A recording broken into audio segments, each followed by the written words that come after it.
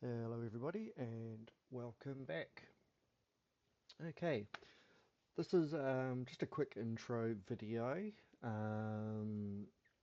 for project number 2 in my series. Yep.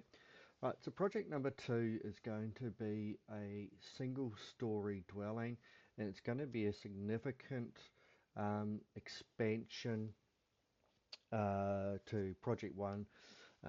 Project 1 was simply an introduction to Revit, just to really, provide a little bit of grounding and let you practice and become familiar with the software.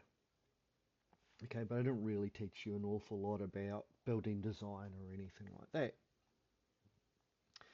So project number 2 is we're going to do that. We're going to be designing a building and using Revit out of the box tools to thoroughly design and document um, this project.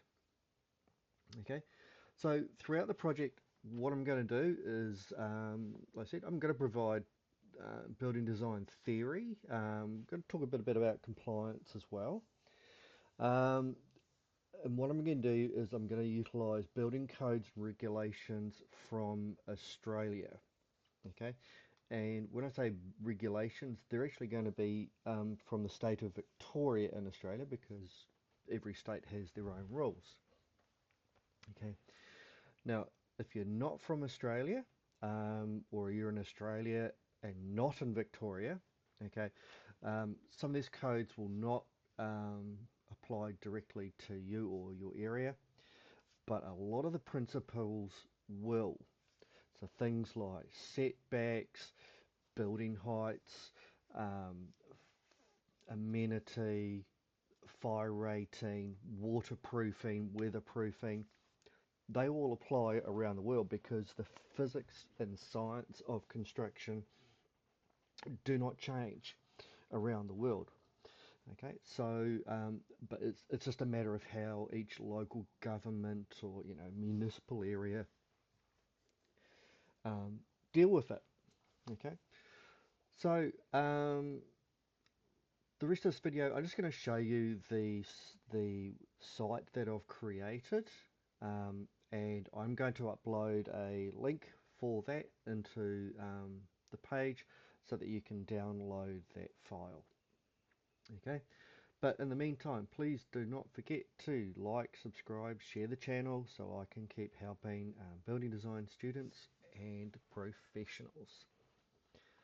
Okay, so this is going to be our project. Okay, it's just a site that I've made up.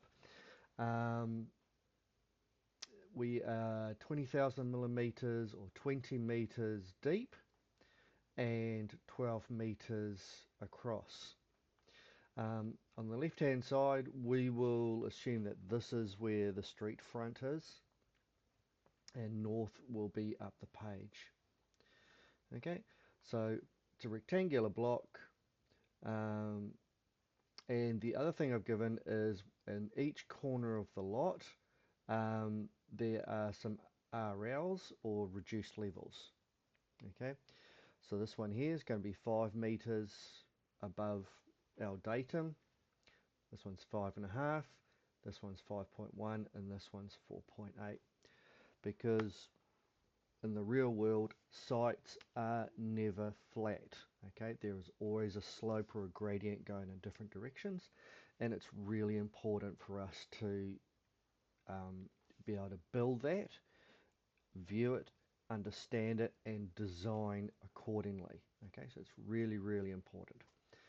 Okay, and it's still a very simple document that I've given you, but it is in principle the same as what you would get from a land surveyor, okay, before you start your project.